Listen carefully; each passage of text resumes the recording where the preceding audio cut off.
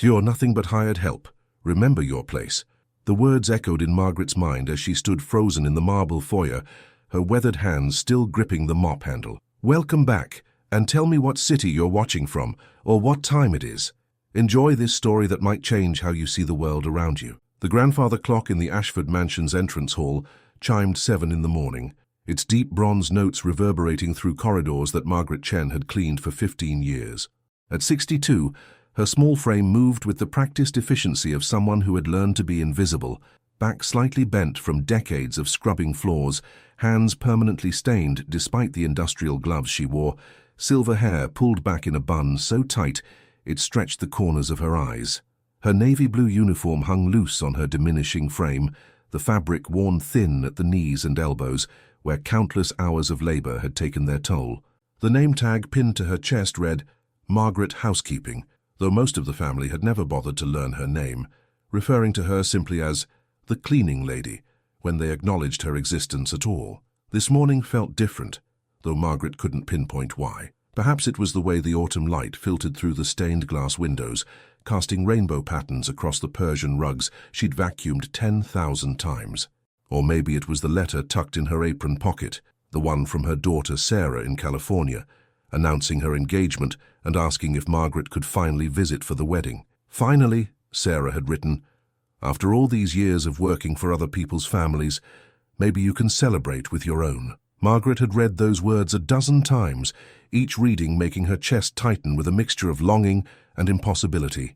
The Ashfords had made it clear that taking extended time off was highly discouraged and would result in finding more reliable help. 15 years of perfect attendance, of covering for sick colleagues, of working through holidays while other families gathered around tables she'd set and polished, none of it mattered when it came to her own needs.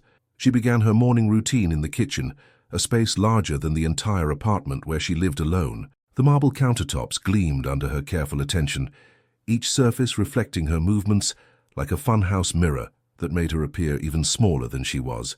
The industrial-grade coffee maker gurgled to life, preparing the dark roast that Mr. Ashford demanded be ready by 7:15 sharp, not a minute later.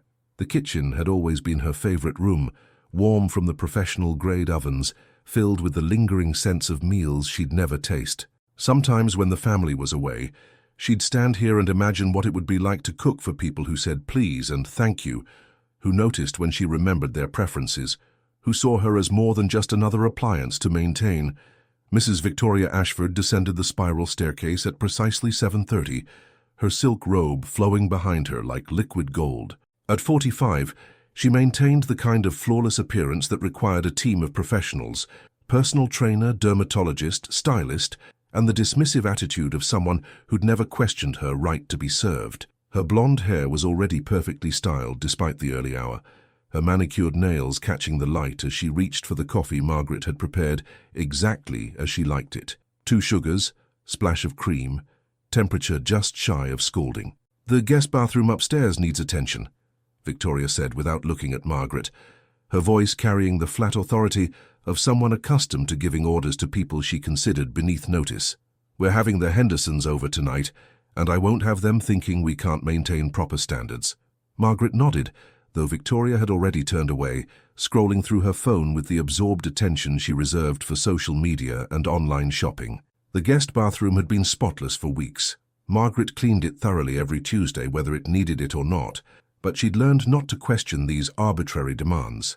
Questioning led to lectures about initiative and professionalism, delivered in tones that made her feel smaller with each word. "Oh, and Margaret," Victoria added, still not looking up from her screen, "I'll need you to stay late today to help serve during dinner. James will be discussing some important business deals and presentation matters." The request landed like a physical blow. Margaret had been planning to call Sarah tonight, to discuss wedding plans and maybe, finally, ask if there was any way she could attend. The time difference meant evening was the only opportunity to catch her daughter between work and sleep, the only chance to hear her voice and pretend for a few minutes that she wasn't completely alone in a house full of people who barely acknowledged her humanity. "Of course, Mrs. Ashford," Margaret replied, her voice steady despite the crushing disappointment that settled in her chest like a stone. "What time would you like dinner served?" 7:30. The usual formal setup: best china, crystal glasses, cloth napkins, And make sure the silver is properly polished. Mrs. Henderson notices details like that. Margaret had polished that silver service until it gleamed like mirrors, as she did every week. But she simply nodded again, adding another task to a day that had already stretched beyond reasonable limits. At her age, the long hours were becoming increasingly difficult. Her knees ached by afternoon. Her back protested each time she bent to clean beneath furniture. Her hands cramped from gripping cleaning supplies that seemed to grow heavier with each passing year. As Victoria glided away, Margaret caught her reflection in the chrome surface of the refrigerator. When had she become so small, so faded? When had the woman who'd once dreamed of traveling the world, of seeing her daughter graduate college, of maybe finding love again after her husband's death, disappeared so completely into this uniform, this role, this invisible existence? The morning passed in its usual rhythm of thankless tasks. She dusted picture frames containing photos of family vacations she'd never take, polished mirrors that reflected faces that never really saw her, arranged flowers in vases worth more than her monthly salary. Each room told the story of wealth casually displayed. Original artwork on walls she wasn't allowed to touch, except for cleaning, furniture that cost more than she'd earn in years, Persian rugs older than she was. James Ashford Jr., so the family's 28-year-old son, thundered down the stairs around 10, his expensive suit wrinkled from whatever party he'd attended the night before. He grabbed coffee and a pastry from the kitchen, dropping crumbs across the floor Margaret had mopped an hour earlier. "Hey, cleaning lady," he called without turning around. "My bathroom's a mess. And do something about the smell in there. I think something died." Margaret found his bathroom in a state that defied description. Towels sodden and abandoned on marble floors, toothpaste smeared across mirror surfaces, toilet unflushed, shower stool coated with soap scum and hair. The smell he'd complained about was clearly from his own failure to maintain basic hygiene in a space she cleaned daily. As she knelt to scrub the toilet, her knees protesting against the cold tile, Margaret felt something crack inside her chest, not her heart. That had been breaking gradually for years. This was something deeper, more fundamental. It was the sound of dignity finally reaching its breaking point, the moment when a human being realizes they've been ground down so completely that they've forgotten they were ever meant to stand upright. The afternoon sun slanted through the mansion's windows as Margaret worked her way through the second floor, each room a monument to casual extravagance that she maintained with meticulous care. Her arthritic fingers traced along surfaces she'd polished thousands of times, muscle memory guiding her movements, while her mind wandered to memories of sacrifice that had brought her to this moment. 15 years ago, when Margaret first walked through these doors, she'd been a different woman, recently widowed, devastated by medical bills that had consumed their savings during her husband David's battle with cancer. She'd taken this job as a temporary solution. "Just until I get back on my feet," she'd told herself, clutching the newspaper classified ad that promised competitive wages for experienced housekeeper. The wages had never been competitive, but desperation had a way of redefining acceptable, and Margaret had needed this job with the fierce urgency of someone watching her world collapse. Sarah had been 13 then, a bright girl who deserved better than the uncertainty that financial ruin had brought to their lives. Every paycheck, no matter how modest, had meant another month of stability, another semester of Sarah's education secured. In those early days, Margaret had approached her work with the dignity of someone who understood that honest labor held its own nobility. She'd taken pride in the way crystal glasses sparkled under her care, how fresh flowers brought life to sterile rooms, the satisfaction of creating order from chaos. The Ashfords had seemed almost kind then, or perhaps she'd been too grateful to notice their casual dismissiveness, too focused on survival to recognize the seeds of the contempt that would eventually flourish. Mrs. Ashford had been 30 then, still adjusting to the overwhelming wealth her marriage to James Sr. had provided. She'd actually said please and thank you in those first months, had occasionally asked about Margaret's daughter, had even given her leftover food to take home instead of throwing it away. Margaret had misinterpreted these small courtesies as respect, not realizing they were simply the reflexive politeness of someone still learning how to manage servants. As the years passed and the Ashfords settled into their privileged routine, those small kindnesses had evaporated like morning dew. Margaret watched herself become furniture in their eyes, useful, necessary, but ultimately invisible unless she failed to perform her function perfectly. They spoke around her as if she were deaf, discussed family problems and business deals and personal scandals with the casual assumption that the help was too insignificant to matter. She'd heard Victoria complaining to friends about the staffing situation, how difficult it was to find reliable people who understood their standards. "You'd think 15 years would teach someone basic competence," Victoria had said during a phone conversation Margaret was meant to overhear. "But some people just lack the intelligence for quality work." Margaret had been polishing silver in the adjacent room, her hands steady on the cloth while her heart absorbed another small wound. 15 years of never missing a day, of staying late without complaint, of covering responsibilities far beyond her job description, reduced to a question of intelligence by someone who'd never worked a day in her life. The sacrifices had been constant and silent. Christmas mornings spent preparing elaborate brunches, while Sarah opened presents alone in their cramped apartment. Thanksgiving dinners served to a table full of people, expressing gratitude for blessings Margaret would never possess, while her own holiday meal came from whatever leftovers the family didn't want. Birthday parties and school plays and parent-teacher conferences missed because the Ashfords' social calendar took precedence over every aspect of her personal life. When Sarah graduated high school as valedictorian, Margaret had begged for a single afternoon off to attend the ceremony. "I'm sorry," Victoria had said with theatrical regret, "but we're having a garden party that day. Perhaps you can watch a recording later." There had been no recording, of course, just the hollow ache of missing her daughter's greatest achievement, to serve cocktails to people who'd forget her name by evening's end. Sarah had understood, or at least pretended to. "It's okay, Mom," she'd said over the phone that night, her voice carefully controlled. "I know you wanted to be there. I know you're working hard for us."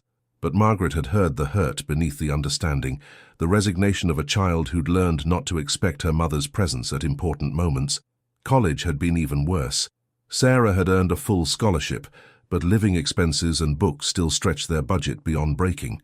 Margaret had taken additional cleaning jobs on weekends, scrubbing office buildings and medical facilities during her supposed days off. She'd developed chronic back pain from the constant physical labor, but couldn't afford the medical care needed to address it properly. "You should rest more," Sarah had worried during one of their weekly phone calls. "You sound exhausted all the time." "I'm fine, sweetheart," Margaret had lied, pressing her hand against her lower back as she spoke. "Just busy. Tell me about your classes." The truth was that she'd been surviving on 4 hours of sleep and ibuprofen for months, pushing her aging body beyond its limits to ensure Sarah never had to worry about money for textbooks or housing. Every sacrifice felt worthwhile when Sarah called with news about Dean's List achievements or internship opportunities, when her daughter's voice carried the excitement of someone building a future that would be everything Margaret's life wasn't. After graduation, Sarah had moved to California for a job with a tech company, a position that paid more in starting salary than Margaret had ever earned in a full year. "Come visit me, Mom," Sarah had pleaded during their calls. "I have a spare bedroom now and the weather here is beautiful. You could take a vacation for once in your life." But Margaret knew that asking for vacation time from the Ashfords was like asking for permission to be human. They'd established a pattern of dependence that made her indispensable while ensuring she remained powerless. Victoria frequently reminded her that good help is hard to find these days, but always in the context of threats rather than appreciation. "I hope you're not thinking of leaving us anytime soon," Victoria would say whenever Margaret seemed particularly tired or stressed. "At your age, finding another position would be quite challenging. And we've been so generous with your wages over the years." The generous wages had increased by less than inflation over 15 years, leaving Margaret earning barely enough to cover her own basic expenses while maintaining the appearance of financial stability. She lived in a studio apartment in a neighborhood the Ashfords would cross the street to avoid, ate generic groceries, and wore thrift store clothes, but somehow managed to send birthday gifts to Sarah and contribute modest amounts to her daughter's savings account. The real cruelty wasn't the low pay or the demanding schedule, or even the casual dismissiveness. It was the way they'd made her complicit in her own diminishment, how they'd convinced her that she should be grateful for the opportunity to serve people who considered her service an entitlement rather than a gift. Today, as she folded laundry in the family's personal quarters, Margaret found herself surrounded by evidence of lives lived without constraint. Victoria's closet contained more clothing than Margaret would wear in a lifetime, each item bearing price tags that represented months of her salary. James Jr.'s room was littered with electronic devices he'd used once and forgotten, gadgets worth more than her rent. She picked up a family photo from Victoria's dresser, a vacation shot from their recent trip to Europe, 3 weeks touring Italy and France, staying in hotels Margaret could never afford to see, even from the outside. Victoria had spent those weeks posting photos on social media, documenting meals that cost more than Margaret's weekly grocery budget, while Margaret worked extra hours to maintain the house in their absence. In the photo, they looked like people who'd never questioned their right to happiness, who'd never had to choose between paying rent and buying medicine, who'd never stayed awake at night, calculating whether they could afford both food and electricity that month. Their smiles carried the confident radiance of people who believed they deserved every blessing they'd received. Margaret set the photo down carefully, her reflection catching momentarily in its glass surface. When had she started looking so tired, so worn down by years of carrying burdens that weren't supposed to be hers? When had she accepted that her own dreams were less important than maintaining their comfort? She wondered, for the first time in years, what would happen if she simply stopped? If she walked out of this house and never returned, if she chose her own happiness over their convenience, if she finally acknowledged that 15 years of faithful service had earned her nothing but the right to serve for 15 more. The evening of the Henderson dinner party arrived with the oppressive weight of storm clouds gathering over Chicago's North Shore. Margaret had spent the entire afternoon preparing the dining room to Victoria's exacting standards, the Waterford crystal, catching light like captured stars, sterling silver polished to mirror perfection, each piece of Limoges china positioned with mathematical precision that would have impressed a museum curator. At 62, her body protested every movement. Her knees, worn down by decades of kneeling to scrub floors, ached with each step across the marble foyer. Her hands, permanently stained despite the industrial gloves she wore daily, trembled slightly as she arranged the centerpiece. White orchids flown in from Hawaii at a cost that exceeded her monthly rent. Victoria swept into the dining room at 6:30, resplendent in a navy Chanel dress that cost more than Margaret's annual salary. Her diamond earrings caught the chandelier light as she surveyed the table with the critical eye of someone accustomed to finding fault. "The water glasses are smudged," Victoria announced, though Margaret had polished each one 3 times. "And these napkins aren't properly starched. How many times do I need to explain that presentation matters?" Margaret bit back the response that rose in her throat, that she'd been setting perfect tables since before Victoria knew the difference between a salad fork and a dessert spoon. Instead, she nodded and began repolishing glasses that were already spotless. Her reflection multiplied endlessly in their crystal surfaces like a funhouse mirror of servitude. "Oh, and Margaret," Victoria added with casual cruelty, "I'll need you to wear the formal uniform tonight. The black one with the white apron. The Hendersons are used to a certain standard of service." The formal uniform hung in Margaret's locker, like a costume from another era, a relic of domestic service that reduced her to a caricature of subservience. The starched white apron, the ridiculous little cap, the way it transformed her from a human being into set decoration for other people's lives. She'd worn it perhaps a dozen times in 15 years, always for occasions when the Ashfords wanted to demonstrate their mastery over people they considered lesser beings. As Margaret changed into the degrading costume, she caught sight of herself in the staff bathroom mirror. The uniform made her look smaller, more fragile, like a woman playing dress-up in someone else's idea of what service should look like. The cap sat awkwardly on her graying hair, and the apron's bow seemed to mock every year she'd spent maintaining her dignity in this house. The guests began arriving at 7:15, couples whose wealth was measured in generations rather than years, people who spoke casually about their third homes and private jets, while Margaret moved invisibly among them, refilling wine glasses and clearing plates with the practiced silence of someone trained to be useful but never seen. Robert Henderson, a real estate mogul whose developments had displaced hundreds of working families throughout the city, barely glanced at Margaret as she served his second helping of beef Wellington. His wife Patricia, heir to a shipping fortune, discussed their upcoming trip to the Maldives, while Margaret stood frozen beside her chair, waiting for permission to continue serving. "The help these days," Patricia was saying to Victoria, her voice carrying the casual authority of someone who'd never questioned her right to judge others. "It's so difficult to find people who understand proper service. We've gone through 6 housekeepers this year alone. You're so fortunate to have found reliable staff, added another guest, nodding toward Margaret as if she were a particularly well-trained pet. Good help is becoming extinct. Margaret continued serving, her movements mechanical, while the conversation flowed around her as if she were invisible. They discussed stock portfolios and vacation homes, charity galas that cost more to attend than most people earned in a year.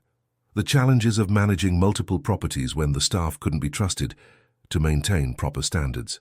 Speaking of staff, James Sr. said, raising his wineglass, "We should probably warn you all.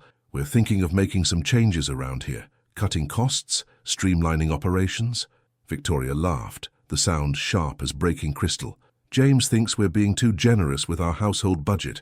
He doesn't understand that maintaining a home like this requires proper investment." "Investment in what?" Robert Henderson chuckled. "How much can it cost to keep one cleaning lady?" Margaret's hands stilled on the serving tray. One cleaning lady. 15 years of her life reduced to a line item in their budget discussions. 15 years of sacrifice, of missing her daughter's milestones, of working through illness and exhaustion, dismissed as easily as they might discuss changing cable providers. "Well," Victoria continued with theatrical concern, "Margaret has been with us for quite a while. At her age, finding new employment would be challenging. We've really been doing her a favor, keeping her on despite certain limitations." The words hit Margaret like physical blows. Certain limitations.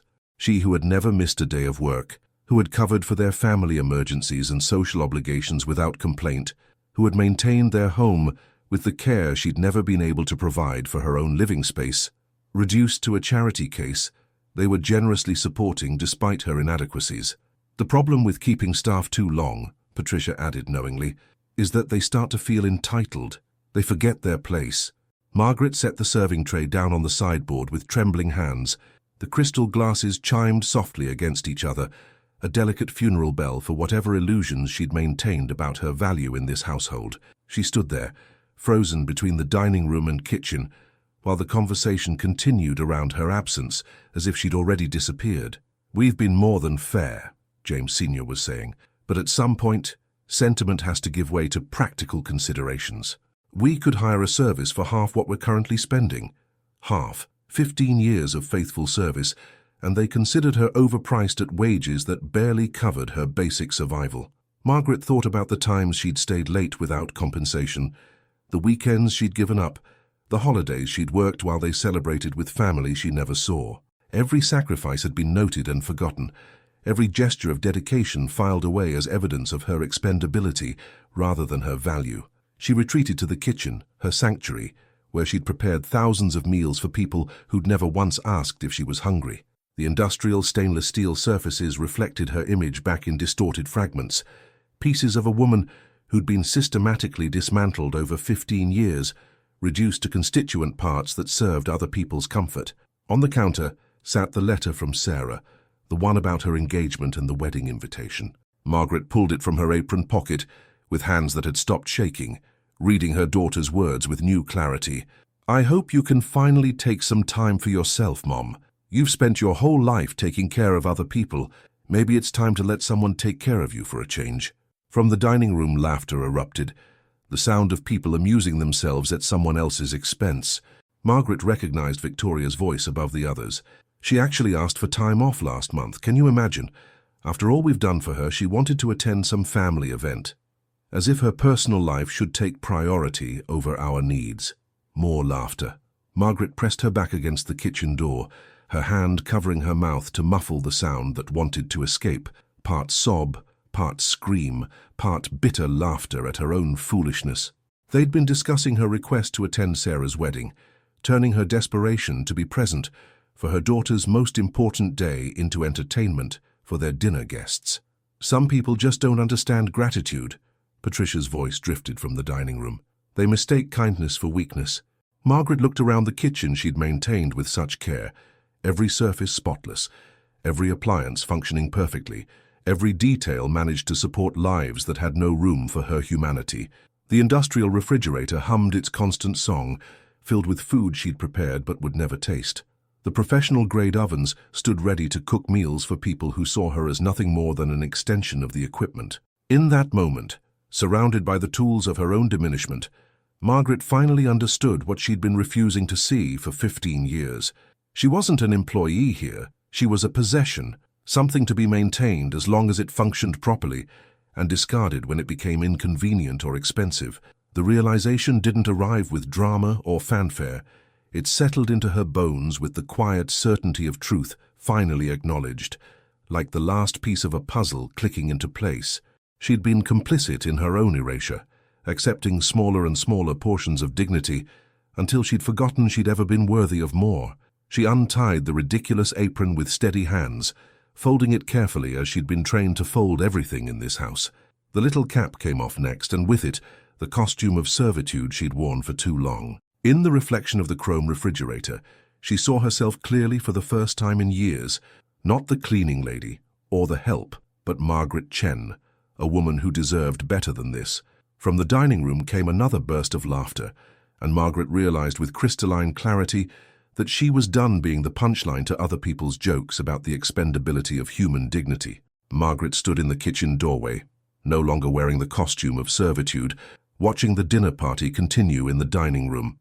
Without the apron and cap, she felt simultaneously exposed and liberated, no longer hidden behind the uniform that had made her invisible, but also no longer protected by the role that had defined her for 15 years. Victoria noticed first, her eyes narrowing as she registered Margaret's transformation from servant to human being. "Margaret," she called sharply, "why aren't you in proper uniform, and where have you been? The guests' wine glasses are empty." The conversation at the table faltered as all eyes turned toward Margaret. She stepped into the dining room, her posture straighter than it had been in years, and for the first time in decades looked directly into their faces instead of deferentially avoiding eye contact. "I heard what you said about me," Margaret said quietly, her voice steady despite the years of conditioning that screamed at her to apologize, to retreat, to resume her position as furniture in their lives. All of it. Victoria's face flushed with the particular embarrassment of someone caught revealing their true nature. "I don't know what you think you heard, but this is hardly the time for—" "You called me a charity case," Margaret continued, her voice growing stronger with each word. "You laughed about my request to attend my daughter's wedding. You discussed replacing me like I was a broken appliance." The silence that followed was deafening. Patricia Henderson shifted uncomfortably in her chair, suddenly fascinated by the pattern on her dinner plate. Robert cleared his throat and reached for his wine glass, with the nervous energy of someone witnessing a traffic accident. James Sr. looked between his wife and Margaret, with the calculating expression of someone assessing potential damage to his reputation. "Now see here," James Sr. began, his voice carrying the authoritative tone he used in business meetings. "This is highly inappropriate. We're entertaining guests, and if you have concerns about your employment, they should be addressed at an appropriate time and place." 15 years, Margaret said, ignoring his attempt to regain control of the situation. 15 years of cleaning your messes, cooking your meals, maintaining your home. 15 years of missing my own life to make yours more comfortable. Victoria recovered first, her social conditioning kicking in as she attempted to salvage the dinner party. "Margaret, you're obviously upset about something, but you're embarrassing yourself in front of our guests. Perhaps we could discuss this privately." "Embarrassing myself?" Margaret laughed, the sound surprising everyone in the room, including herself. It wasn't bitter or angry. It was the laughter of someone finally seeing the absurdity of a situation they'd accepted for too long. "I've been embarrassing myself for 15 years by accepting your treatment as normal." Young Emma Henderson, Patricia's teenage daughter, who'd been silently observing the adults throughout dinner, suddenly spoke up. "Mom, you said the same things about Rosa before you fired her, and about Maria before that." Patricia's face went white. "Emma, that's enough." But Emma, with the fearless honesty of youth, continued. "You always talk about the help like they're not real people, like they don't have feelings or families or lives outside of cleaning our houses." "Emma," Patricia's voice was sharp with warning, but the damage was done. The teenager had vocalized what everyone at the table knew but had never acknowledged, that their casual cruelty towards service workers was a pattern, not an isolated incident. Margaret looked at Emma with surprise and gratitude. Here was empathy from an unexpected source, validation from someone who'd witnessed the casual dehumanization that masqueraded as normal behavior among the wealthy. "Thank you," Margaret said to Emma, her voice soft with genuine appreciation. "It's been a long time since someone defended my dignity." The words hung in the air like an accusation, highlighting how rare such basic human decency had become in Margaret's life. The other guests stared into their wine glasses, suddenly uncomfortable with their complicity in a system they'd never questioned. Victoria, desperate to regain control, stood from her chair with the imperious authority of someone accustomed to having her commands obeyed. "That's quite enough. Margaret, you're clearly having some sort of breakdown. I think it's best if you take the evening off and we'll discuss your future here tomorrow when you've calmed down." "My future here," Margaret repeated the words, as if tasting something foreign. "Mrs. Ashford, I don't have a future here. I never did. I just finally realized it." James Jr., who'd been texting throughout most of the dinner, looked up from his phone with the lazy attention of someone bored by adult drama. "God, this is awkward. Can't we just get back to dinner? I've got plans later." His casual dismissal of the situation, the reduction of 15 years of Margaret's life to an inconvenience interrupting his evening, crystallized everything she'd finally understood about her place in this household. She was less important to him than the text messages on his phone, less worthy of consideration than his after-dinner plans. "You know what's awkward?" Margaret said, looking directly at James Jr. "A 28-year-old man who's never cleaned his own bathroom, never cooked his own meal, never done his own laundry, calling a woman who spent 15 years taking care of him awkward for finally standing up for herself." James Jr.'s face reddened with indignation. "Hey, that's what we pay you for." "What you pay me for?" Margaret repeated slowly. "Do you know what I earn in a year, James? Do you know what your mother spent on that dress she's wearing tonight? Do you know what you spent last month on video games you played once and forgot about?" The questions landed like slaps across the comfortable assumptions that had governed their relationship for years. James Jr. had never considered the economics of Margaret's life, had never wondered how someone could survive on the wages they paid while maintaining the standard of living they demanded. Robert Henderson, perhaps sensing that the evening had become unsalvageable, stood and placed his napkin on the table. "Victoria, James, thank you for a lovely dinner, but I think Patricia and I should be going." "And me," Emma added quickly, standing with her parents. "But Margaret, I hope things work out for you. How you seem like a really nice person, and you don't deserve to be treated like that." The simple kindness in the teenager's words nearly undid Margaret's composure. After years of being invisible, of having her humanity dismissed and ignored, this young woman had seen her as a person worthy of consideration and respect. As the Henderson family gathered their coats and made their awkward departures, Victoria's mask of social politeness finally slipped completely. "Look what you've done," she hissed at Margaret. "You've ruined an important evening, embarrassed us in front of valued friends, and for what? Some imagined slight?" "Imagined?" Margaret's voice was quiet, but steady. "You discussed firing me at dinner. You called my wages too generous. You laughed about refusing my request to attend my daughter's wedding. Which part of that did I imagine?" Victoria's mouth opened and closed like a fish out of water, caught between her instinct to deny and her inability to explain away words that had been clearly heard by everyone present. James Sr., ever the businessman, attempted a different approach. "Look, Margaret, perhaps we've all said things tonight that we didn't mean. Why don't we sleep on this and discuss it rationally tomorrow? I'm sure we can work something out." The patronizing tone, the assumption that she could be managed and placated like a child having a tantrum, was the final insult. Margaret had spent 15 years accepting such treatment, allowing them to define the terms of her existence, agreeing to discussions that always ended with her accepting less than she deserved. "There's nothing to work out," Margaret said, with the calm certainty of someone who'd finally found solid ground after years of shifting sand. "I won't be here tomorrow." The words surprised even her with their finality. She hadn't planned them, hadn't rehearsed this moment, but saying them aloud made her realize they'd been building inside her for years. The accumulated weight of every small humiliation, every casual dismissal, every reminder that she was valued only for her usefulness. "Don't be ridiculous," Victoria snapped, her composure finally cracking completely. "You need this job. At your age, with your limited skills, where else would you go? We've been more than patient with your inadequacies." But Margaret was no longer listening to the familiar litany of reasons why she should be grateful for their conditional acceptance. She was thinking about Emma Henderson's words, about the simple human decency of being seen and valued. She was thinking about her daughter Sarah, building a life in California where people respected her intelligence and contributions. She was thinking about the woman she used to be, before 15 years of systematic diminishment had convinced her she deserved nothing better. "You're right about one thing," Margaret said, meeting Victoria's eyes with steady resolve. "I do need a job, but I don't need this one. And I certainly don't need your pity disguised as employment." With that, she turned and walked toward the kitchen to collect her few personal belongings, leaving behind a dining room full of people who'd never imagined that the invisible woman might finally choose to be seen. Margaret walked through the kitchen she'd maintained for 15 years, each familiar surface now feeling foreign under her touch. The industrial refrigerator hummed its constant song, the professional-grade oven stood silent and imposing, and the marble countertops reflected her image back in fragments, pieces of a woman who was finally becoming whole again after years of systematic dismantling.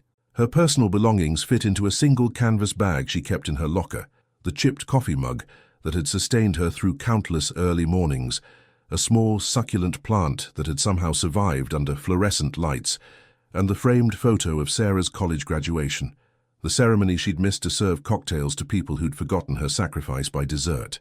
As she packed these meager possessions, Margaret could hear urgent whispers from the dining room. Victoria's voice carried the sharp edge of panic as she spoke in hushed tones to her husband, their conversation punctuated by the clinking of crystal glasses being hastily cleared by James Jr., who'd apparently been pressed into service for the first time in his privileged life. "This is a disaster," Victoria was saying. "The Hendersons will tell everyone." "Our reputation can be managed," James Sr. interrupted, with the calm authority of someone accustomed to controlling narratives. "We'll present this as an unfortunate situation with an unstable employee. People understand these things happen." Margaret paused in her packing, struck by how quickly they'd rewritten history. In their version, she was the problem, unstable, ungrateful, difficult. Not the woman who'd worked through flu and exhaustion, who'd covered for their emergencies without complaint, who'd sacrificed her own family time to maintain their comfort. Just another unreliable domestic worker who'd forgotten her place. The kitchen door swung open behind her, and Victoria entered with the purposeful stride of someone preparing for battle.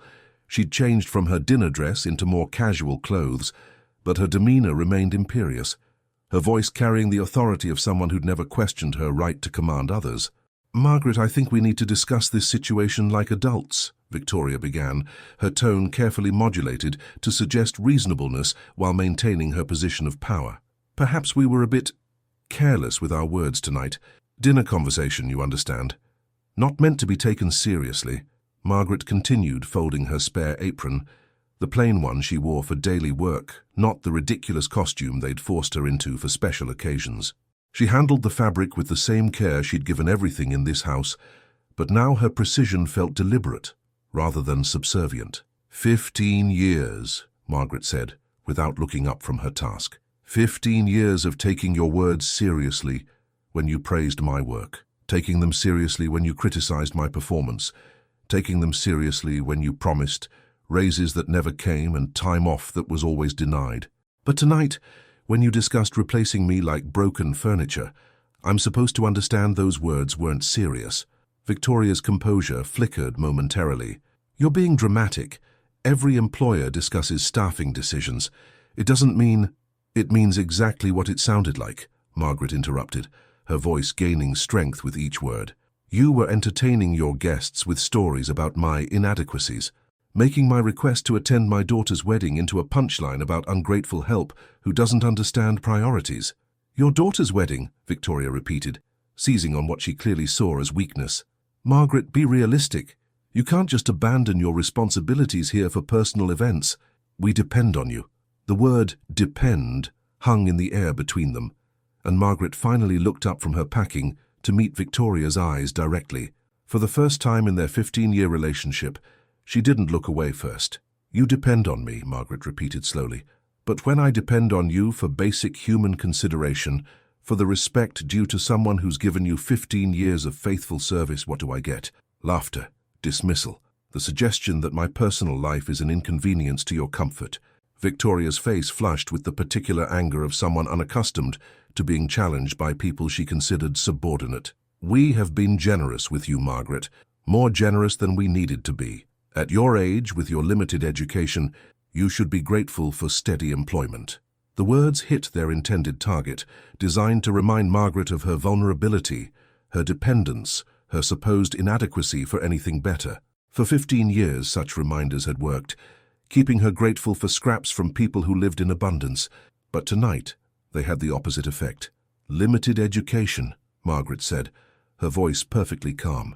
"I have a high school diploma and 2 years of college before my husband got sick, and we needed money for medical bills. I speak 3 languages, English, Mandarin, and Spanish, which you've never bothered to discover because you've never asked me a single personal question in 15 years. Victoria blinked, clearly surprised by this information about someone she'd employed for over a decade. "I can repair plumbing, electrical fixtures, and appliances," Margaret continued, "which has saved you thousands in service calls over the years. I've managed your household budget more efficiently than your accountant manages your investments. I've coordinated repairs, supervised other service workers, and maintained this house to museum standards while you've traveled and entertained and lived your life without a single concern about domestic management." Each fact landed like a small explosion in Victoria's understanding of the woman she'd dismissed as limited. Margaret watched recognition dawn in her employer's eyes, the uncomfortable realization that she'd never actually seen the person who'd been running her life for 15 years. "But none of that matters to you," Margaret said, "because my value was never about my abilities. It was about my willingness to accept being treated as less than human." James Sr. appeared in the kitchen doorway, his presence filling the space with the commanding authority he used in boardrooms and business negotiations. "Ladies, I think this has gone far enough. Margaret, I understand you're upset, but let's be practical here. We're prepared to offer you a raise, 10%, and an extra week of paid vacation annually." The offer was delivered with the confident expectation of acceptance, the assumption that money could solve problems caused by the systematic erosion of human dignity. James Sr. had built his fortune on the principle that everyone had a price, that any problem could be resolved with the right financial incentive. 10%, Margaret repeated thoughtfully. "After 15 years of service, you're offering me a 10% raise as compensation for treating me like furniture that occasionally inconveniences you." "It's a generous offer," James Sr. said firmly, "more than generous, considering current market rates for domestic help." Margaret closed her canvas bag and turned to face both of them, her posture straight, her eyes clear. For the first time since she'd entered this house, she felt like herself, not the diminished version they'd created, but the woman she'd been before years of small humiliations had convinced her she deserved nothing better. "Mr. Ashford," she said formally, "your 10% raise amounts to about $40 a week. Your wife spent more than that on the orchid centerpiece for tonight's dinner, flowers that will be thrown away tomorrow. Your son spends more than that on a single video game he'll play once and forget." The comparison stripped away the pretense of generosity, revealing the insulting inadequacy of their offer, $40 a week, to compensate for 15 years of being treated as subhuman. "You're making a mistake," Victoria said, her voice carrying the threat that had kept Margaret compliant for so many years. "Jobs like this don't exist anymore. You'll end up working for minimum wage at some terrible company that won't appreciate your loyalty." The word loyalty was pronounced with particular emphasis, a reminder of all the years Margaret had chosen their needs over her own, had sacrificed her personal life for their convenience, had accepted their definition of her worth. "You're right," Margaret said, surprising them both. "Jobs like this don't exist anymore. Jobs where employers treat workers with dignity, where years of faithful service earn respect instead of contempt, where basic human consideration is part of the compensation package. You're absolutely right. This kind of job doesn't exist here." She walked to the kitchen counter where her keys lay, keys to every room in this house, to filing cabinets containing family financial records, to safes and storage areas they'd entrusted to her care over 15 years. She gathered them into a neat pile, the metal clinking softly in the silence that had settled over the kitchen. "These belong to you," she said, placing the keys on the marble countertop with ceremonial precision, "along with all the responsibility for maintaining the home you've taken for granted, managing the details you've never wanted to handle, and coordinating the services that make your lifestyle possible." The keys lay there like a small monument to everything they were about to lose. Not just a housekeeper, but the invisible infrastructure that had supported their comfortable existence for 15 years. "Margaret, please," Victoria's voice carried a note of genuine panic now. Let's not be hasty. Perhaps we can work something out. But Margaret was already walking toward the back door, her canvas bag slung over her shoulder, her posture erect, with newfound dignity. She paused at the threshold and turned back one final time. "For what it's worth," she said quietly, "I hope you find someone who values this position as much as I did. Someone who will give you 15 years of faithful service and ask for nothing in return but basic human respect. But I don't think you will, because people like that are rare, and you've just thrown one away." With that, she stepped into the Chicago night, leaving behind a kitchen that had been her prison, and walking toward a future she couldn't yet envision but knew, for the first time in 15 years, belonged entirely to her. The October air bit sharply against Margaret's face as she walked down the tree-lined street that had been her daily route for 15 years. Without the weight of obligation pressing down on her shoulders, her steps felt different, lighter somehow, as if she'd shed invisible chains that had bound her to a life that was never truly hers. Behind her, the Ashford mansion glowed with warm light, spilling from every window, a beacon of wealth and comfort that no longer held any claim over her time or dignity. She didn't look back. Her studio apartment in Rogers Park was a 40-minute bus ride away, a journey she'd made thousands of times, usually exhausted after 12-hour days of maintaining other people's luxury while returning to her own modest space. Tonight, despite the uncertainty that lay ahead, she felt more alert and present than she had in years. The apartment building was nothing like the North Shore mansion. 3 stories of weathered brick, narrow hallways that smelled of cooking spices and decades of working-class lives, thin walls that carried the sounds of families struggling and surviving and occasionally celebrating small victories. Margaret had always felt apologetic about bringing visitors here, ashamed of the contrast between the grandeur she maintained for others and the humble space she could afford for herself. Tonight, climbing the stairs to her second-floor unit, she saw it differently. The building housed teachers and bus drivers, hospital workers and shop clerks, people who contributed something meaningful to the world, who earned their modest comfort through honest labor. She belonged among them, not as someone who'd failed to achieve better, but as someone who'd finally chosen dignity over convenience. Her apartment was small but clean, furnished with pieces she'd collected from thrift stores and estate sales over the years. A single room that served as bedroom, living room, and office, with a tiny kitchen barely large enough for one person and a bathroom she'd learned to navigate in the dark. After the mansion's sprawling luxury, it might have felt cramped and inadequate. Instead, it felt like freedom. Margaret set her canvas bag on the small table by the window and pulled out her phone. Her hands trembled slightly as she scrolled through her contacts to find Sarah's number, not from fear or regret, but from the excitement of someone about to share news that would change everything. The phone rang 3 times before Sarah's voice filled the small space, warm and familiar despite the distance between Chicago and San Francisco. "Mom, it's kind of late. Is everything okay?" "Everything is—" Margaret paused, searching for the right word. "Everything is different. I quit my job tonight." Silence on the other end of the line, followed by a sharp intake of breath. "You quit? Mum, what happened? Are you okay? Do you need money?" The immediate concern in her daughter's voice brought tears to Margaret's eyes, not tears of sadness but of recognition. This was what love sounded like. Immediate, unconditional support without judgment or calculation. How had she forgotten that this existed? "I'm fine, sweetheart. Better than fine." I finally stood up for myself. Margaret found herself telling the story of the evening.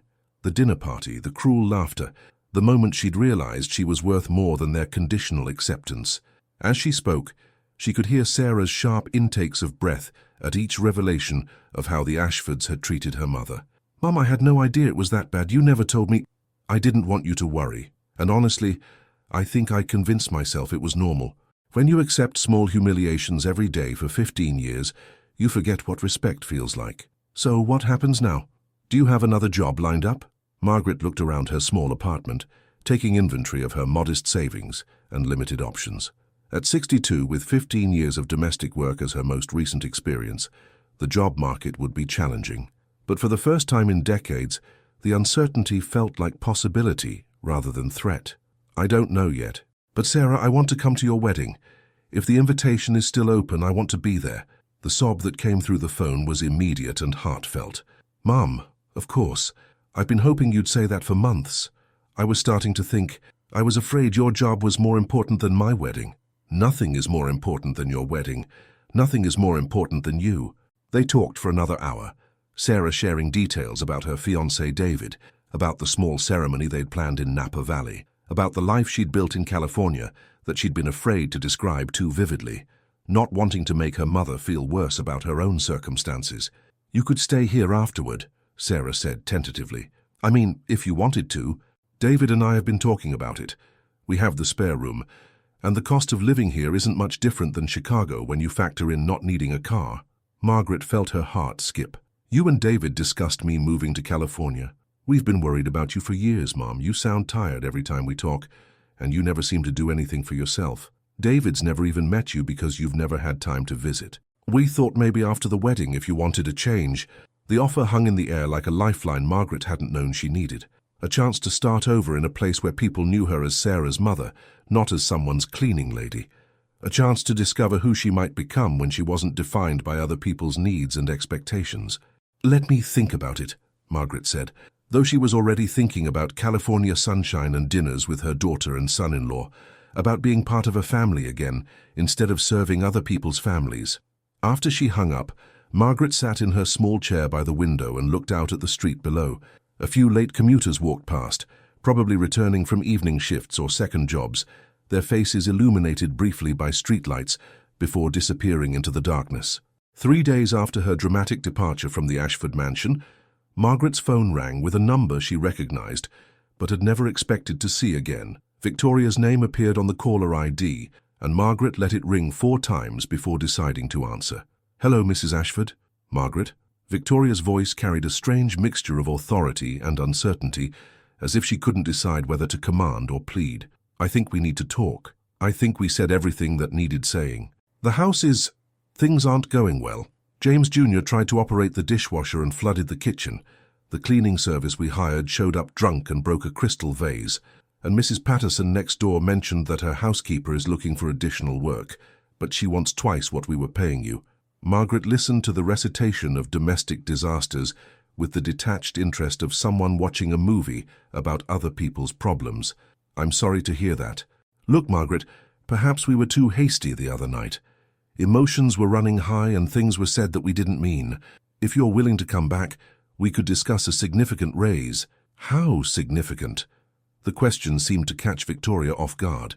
Well, I thought perhaps 20%, Mrs. Ashford. The cleaning service you hired for one day probably charged you more than my weekly salary. The housekeeper Mrs. Patterson recommended wants twice my wages. So when you say significant raise, you're still offering me less than market rate for services you've now discovered are actually quite valuable. Another silence then. What would it take for you to come back?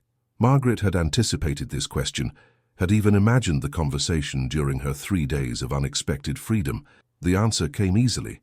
It would take you acknowledging that I'm a professional who deserves professional respect. It would take you recognizing that I have a life outside your home that matters. It would take you understanding that 15 years of faithful service has earned me something more than being discussed like a broken appliance at your dinner parties. Of course, absolutely. We can certainly be more mindful of your contributions. And it would take you paying me what you're willing to pay someone else for the same work, not as a favor to someone you pity, but as fair compensation for someone whose skills you value. Victoria was quiet for a long moment.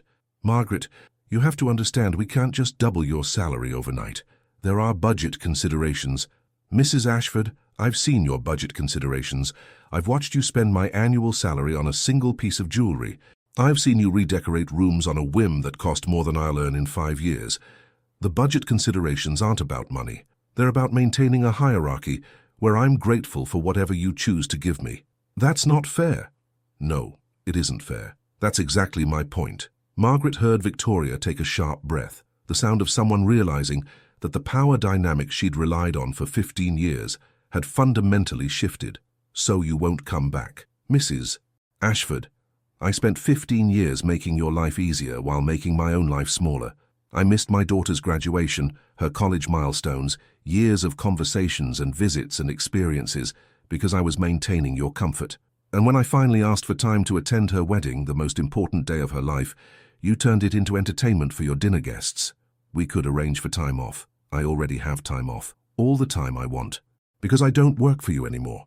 The conversation ended with mutual understanding that some bridges once burned couldn't be rebuilt with money or promises. Margaret hung up feeling lighter than she had in years, confirmed in her decision by Victoria's inability to offer anything beyond slightly better compensation for the same fundamental disrespect.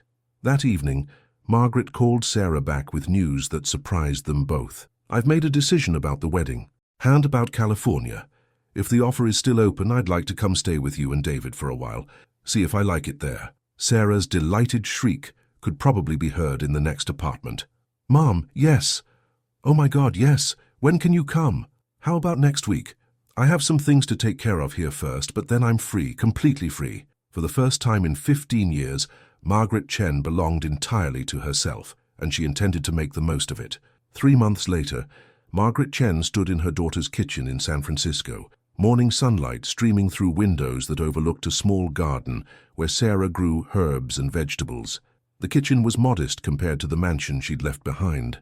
No marble countertops or professional-grade appliances, but it was filled with something the Ashford house had never possessed, the warmth of people who genuinely cared for each other. Margaret wore a soft blue sweater Sarah had bought for her, along with comfortable jeans that actually fit properly, instead of the ill-fitting uniforms that had defined her appearance for 15 years. Her hair, no longer pulled back in the severe bun required for domestic service, fell softly around her shoulders in a style that made her look younger, more vibrant. The permanent tension lines around her eyes had begun to soften, replaced by laugh lines that came from genuine joy rather than forced politeness. She was making coffee, not the precise, joyless preparation demanded by employers, but the leisurely morning ritual of someone who had time to savor the process. The aroma filled the small space as she waited for Sarah and David to wake up, enjoying these quiet moments when the house belonged entirely to her thoughts and possibilities. The transformation hadn't been immediate or easy. The first few weeks in California had been an adjustment period during which Margaret struggled to believe she was truly free to make choices for herself. She'd wake up early from habit, then realize she had nowhere she was required to be. She'd find herself asking permission for simple things, using the washing machine, taking food from the refrigerator, sitting in the living room, until Sarah gently reminded her that this was her home now too. "Mom, you don't have to ask if you can eat an apple," Sarah had said with a mixture of amusement and heartbreak. "This is your house as much as ours. Actually, relax and let us take care of you for a change." Learning to be taken care of had been perhaps the most difficult part of the transition. For so many years, Margaret's value had been tied to what she could do for others that she'd forgotten how to simply exist, how to receive kindness without immediately calculating how to repay it. David, Sarah's fiancé, had been particularly patient with her adjustment. A software engineer with the gentle manner of someone who'd grown up in a household where kindness was the default rather than the exception, he treated Margaret with the natural respect that had become foreign to her after years of systematic dismissal. "Mrs. Chen," he'd said during her first week, "Sarah tells me you speak Mandarin fluently. I've been trying to learn for months, but I'm terrible at it. Would you mind helping me practice? I'd love to be able to talk to Sarah's grandparents when we visit them." It was the first time in years that someone had asked Margaret to share her knowledge rather than simply perform a task. They'd begun having weekly conversation sessions, during which David's earnest attempts at pronunciation made Margaret laugh in ways that felt rusty from disuse. More importantly, these sessions reminded her that she possessed skills and knowledge that had value beyond their utility to employers. The wedding planning had become a joy rather than the burden Margaret had expected. Instead of feeling guilty about taking time away from work obligations, she found herself fully present for decisions about flowers and music and venues. Sarah included her in every choice, seeking her opinion not out of politeness, but from genuine interest in her mother's preferences and insights. "What do you think about this dress?" Sarah would ask, modeling options in front of Margaret's critical but loving eye. "Too formal, not formal enough? You have better taste than I do." Better taste. The phrase had struck Margaret like a revelation.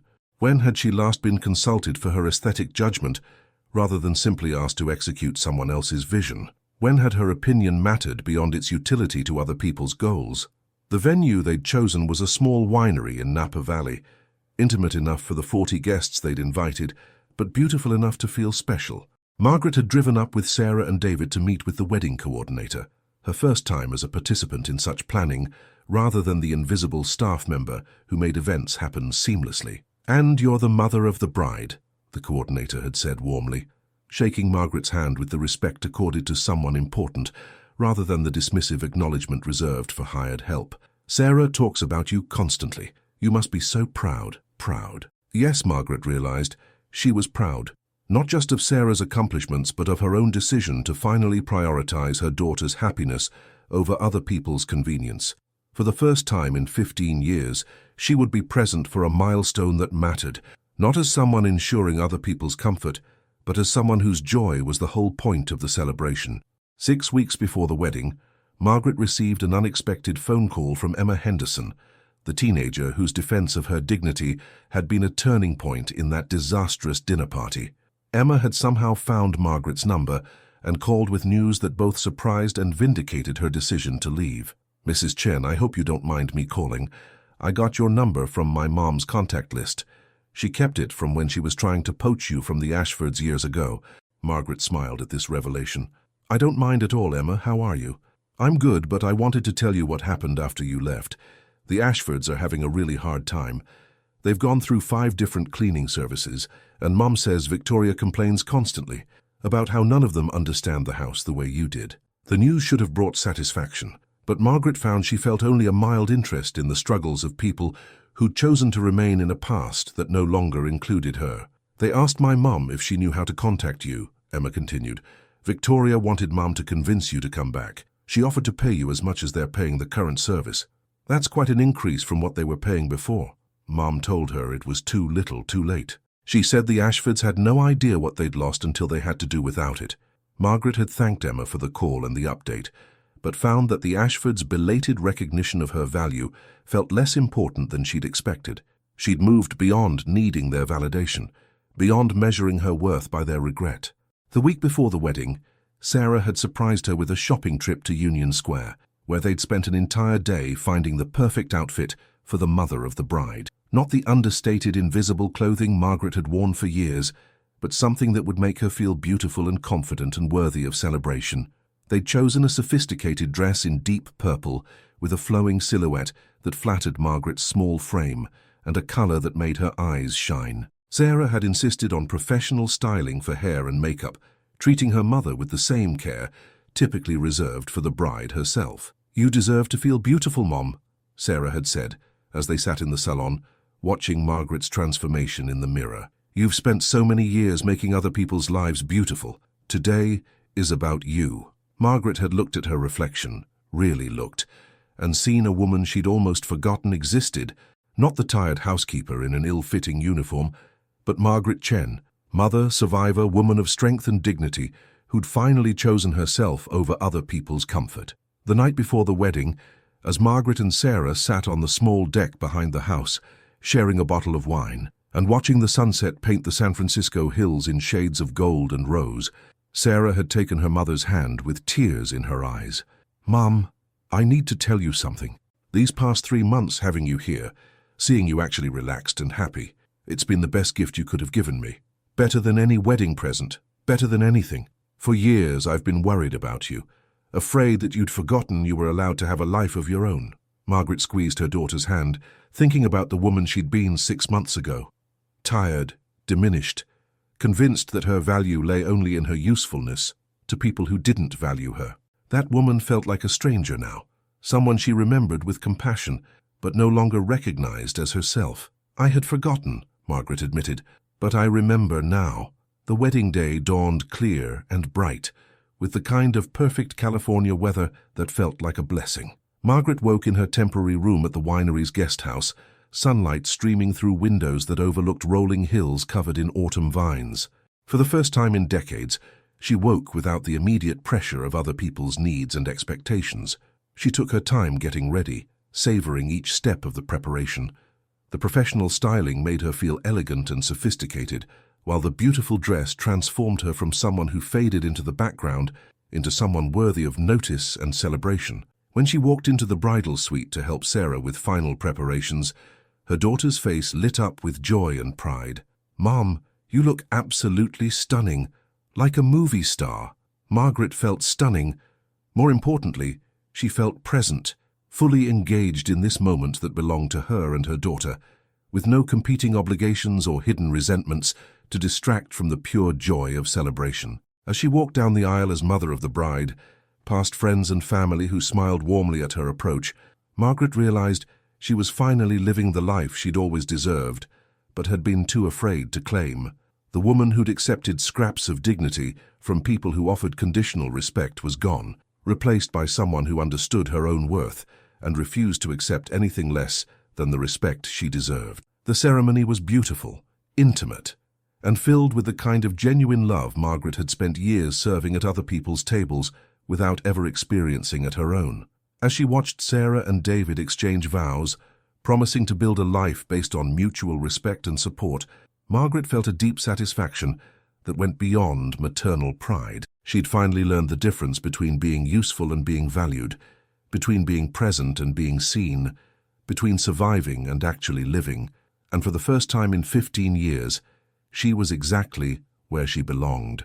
1 year later, Margaret Chen stood in the bright, airy community center in downtown San Francisco, surrounded by a dozen women of various ages who hung on her every word. Sunlight streamed through tall windows, illuminating the circle of chairs where they sat, each woman carrying her own story of transformation and newfound strength. The most important thing to remember, Margaret was saying, her voice carrying the quiet authority of someone who'd lived through darkness and emerged into light, is that you have value beyond what you can do for other people. Your worth isn't measured by how useful you are to someone else's comfort. The women nodded, some wiping away tears as they recognized themselves in Margaret's story. There was Elena, a former nanny who'd been treated like family property by wealthy employers. Maria, who'd spent 20 years cleaning office buildings for bosses who never learned her name. Janet, a home health aide who'd been expected to work miracles on minimum wage while being blamed for every family crisis. Margaret had started the support group 6 months ago, after discovering that her story was far from unique. The city was full of women who'd sacrificed their own dignity for economic survival, who'd accepted systematic disrespect because they believed they had no other choice. Women who needed to hear that they deserved better. That age and circumstances and limited options didn't mean they had to accept being treated as less than human. "But how do you know when you're strong enough to leave?" asked Patricia, a 58-year-old house manager who'd been with the same family for 12 years. "What if you're wrong? What if you really can't find anything better?" Margaret smiled with the gentle understanding of someone who'd asked herself the same questions. "You're strong enough when staying hurts more than the uncertainty of leaving. When you realize that the security you're clinging to isn't really security at all, it's just a comfortable prison." After the meeting ended, and the women dispersed back to their lives, some stronger than when they'd arrived, Margaret walked to her car with the satisfaction of someone who'd found purpose beyond survival. The Honda Civic was the same one she'd driven to the Ashford mansion for 15 years, but now it carried her to places of her own choosing. Her apartment was different too, not the cramped studio in Rogers Park, but a bright one-bedroom near Golden Gate Park that she shared with no one. Sarah and David had offered to let her stay permanently, but Margaret had gently declined. She needed to prove to herself that she could build an independent life, that her happiness didn't require dependence on anyone else's generosity. The apartment was furnished with pieces she'd chosen herself, not expensive but selected for comfort and beauty, rather than mere functionality. Plants thrived on windowsills she now had time to tend. Books lined shelves that held stories she actually had time to read. The kitchen, though small, was equipped for cooking meals she would actually eat, for people who genuinely wanted her company. Her work was different too. Instead of cleaning other people's messes, she'd found employment with a non-profit organization that helped immigrant families navigate social services and employment opportunities. Her ability to speak multiple languages, her understanding of what it meant to feel invisible in American society, and her natural empathy made her invaluable in ways that had nothing to do with her willingness to accept mistreatment. "Margaret," her supervisor had said during her 6-month review, "you have a gift for making people feel heard. Some of our clients have told me you're the first person in years to treat them like their problems matter." The work paid less than she might have earned elsewhere, but it paid her fairly and treated her with the professional respect she'd never experienced in domestic service. More importantly, It aligned with values she'd forgotten she possessed during the years of focusing solely on survival. 3 months ago, she'd received a letter that surprised her more than anything that had happened since leaving Chicago. The envelope bore expensive letterhead from a law firm she didn't recognize, containing a certified letter that had been forwarded from her old address multiple times before finally reaching her. The letter was from James Ashford Sr., his attorney, informing her that she'd been named in his will. James Sr. had died suddenly of a heart attack 2 months earlier and had left Margaret a bequest of $50,000, along with a personal note that the lawyer had been instructed to deliver. The note, written in James Sr.'s careful handwriting, was brief but stunning. "Margaret, by the time you read this, I'll be gone, and I hope you'll have found the life you deserved, but never received from us. Your 15 years of service were never adequately recognized or compensated. This bequest is not charity. It's an attempt to pay a debt we never acknowledged while I was alive. You were the most loyal employee we ever had, and the worst thing we ever did was take that loyalty for granted. I hope this money helps you build something beautiful for yourself. You earned it 1,000 times over." James Margaret had stared at the note for a long time, feeling a complex mixture of vindication and sadness. James Sr. had understood, perhaps too late, the injustice of how they'd treated her, but his recognition, while meaningful, felt less important than her own journey to self-worth. She'd used part of the money to establish a small fund for the support group, providing emergency assistance to women who needed help transitioning away from exploitative employment. The rest she'd saved for Sarah's future children, wanting to create opportunities for her grandchildren that she'd never been able to provide for her own daughter. Last month, Sarah had called with news that made Margaret's heart sing. She was pregnant. Margaret would be a grandmother, and for the first time in her life she would be present for all the important moments. She would attend doctor's appointments and help with baby preparations, and be the kind of grandmother who was treasured rather than merely convenient. "I want our children to know their grandmother as someone strong and independent," Sarah had said during their weekly phone call. "I want them to see you as the woman you really are, not the person you had to pretend to be for so long." This evening, as Margaret prepared dinner in her own kitchen for her book club, a group of women who'd become genuine friends rather than merely colleagues or employers, she reflected on the journey that had brought her here. The woman who'd stood in the Ashfords' kitchen 15 months ago, accepting insults and humiliation as normal, felt like a stranger now. She'd learned that respect wasn't something to be earned through perfect service, but something to be demanded as a basic right. She'd discovered that her intelligence and skills and experience had value independent of other people's willingness to acknowledge them.